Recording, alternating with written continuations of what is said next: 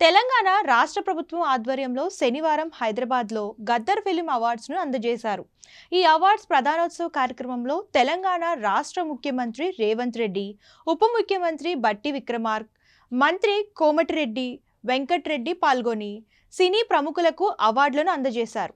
సినీ పరిశ్రమ నుంచి నందమూరి బాలకృష్ణ, అల్లు అర్జున్, రాజమౌళి, అల్లు అరవింద్, దిల్ రాజ్, సుకుమార్, విజయ్ దేవరకొండతో పాటు మరికొందరు హాజరయ్యారు.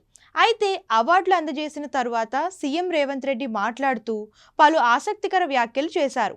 ప్రభుత్వం కఠినంగా కనిపిస్తుంది కానీ సినీ పరిశ్రమకు అవసరమైన ప్రోత్సాహం అందిస్తుందని అన్నారు. సినీ పరిశ్రమను గౌరవించుకోవాలన్నదే తమ ఉద్దేశమని రేవంత్ రెడ్డి పేర్కొన్నారు. 14 ఏళ్ల తర్వాత మళ్లీ అవార్డుల ప్రధానోత్సవం ప్రారంభించడం సంతోషంగా ఉందన్నారు. గతంలో నంది అవార్డులను కూడా కాంగ్రెస్ ప్రభుత్వమే ప్రవేశపెట్టిందని గుర్తు చేశారు.